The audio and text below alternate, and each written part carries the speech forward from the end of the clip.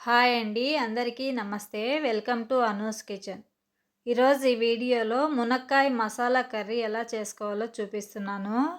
ఈ మునక్కాయ మసాలా కర్రీ కోసం నేను 4 మునక్కాయలు తీసుకొని నీటికి కడుక్కొని ఇలా చిన్నవిగా కట్ చేసుకున్నాను. ఇప్పుడు మసాలా కోసం ప్యాన్ పెట్టుకొని 2 స్పూన్స్ వేరుశనగ పప్పులు, కొద్దిగా ఎండు కొబ్బరి, 2 స్పూన్స్ ధనియాలు వేసుకొని చిన్న మంట పైన దోరగా వేయించుకోవాలి. ఇవి కొద్దిగా వేగిన తర్వాత కొద్దిగా చెక్క, 4 లవంగాలు, 1 స్పూన్ జీలకర్ర వేసుకొని వేయించుకోవాలి. ఇవన్నీ ఇలా వేగిన తర్వాత స్టవ్ ఆఫ్ చేసుకొని చల్లారనివ్వాలి.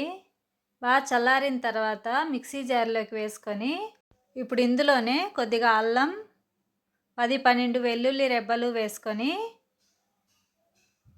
ఇలా గ్రైండ్ చేసుకొని ఇప్పుడు ఇందులో కొద్దిగా వాటర్ వేసుకొని మళ్ళీ ఒకసారి ఇలా మెత్తగా గ్రైండ్ చేసుకోవాలి.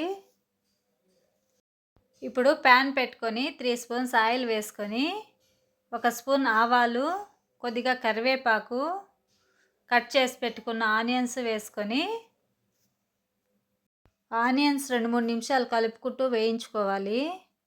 2 నిమిషాలు ఇలా బాగా మగ్గిన తర్వాత ఇప్పుడు ఇందులోకి కట్ చేసి పెట్టుకున్న మునక్కాయలు, 1/2 స్పూన్ పసుపు, రుచికి సరిపడా ఉప్పు వేసుకొని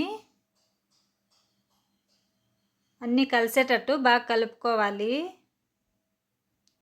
ఇలా బాగా కలుపుకున్న తర్వాత ఇప్పుడు ఇందులోకి గ్రైండ్ చేసి పెట్టుకున్న 4 టమోటాలు వేసుకొని టమోటా అంతా బాగా కలిసేటట్టు కలుపుకోవాలి. ఇలా బాగా కలుపుకున్న తర్వాత మూత పెట్టుకొని మీడియం ఫ్లేమ్లో 4-5 నిమిషాలు ఉడకనివ్వాలి.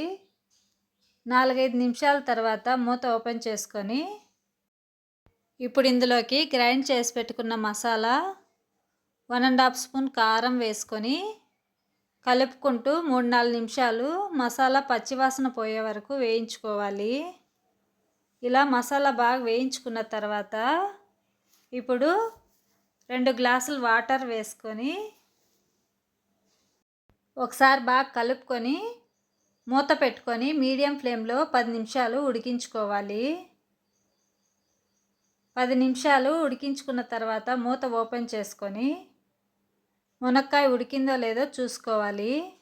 మునక్కాయ ఇలా మెత్తగా ఉడికిన తర్వాత ఇప్పుడు కట్ చేసి పెట్టుకున్న కొత్తిమీర చల్లుకొని ఒకసారి కలుపుకొని స్టవ్ ఆఫ్ చేసుకోవాలి. అంతే అండి, మునక్కాయ మసాలా కర్రీ రెడీ అయిపోయింది. ఈ వీడియో మీకు నచ్చినట్లయితే లైక్ చేయండి, షేర్ చేయండి, సబ్స్క్రైబ్ చేసుకోండి. Thank you for watching.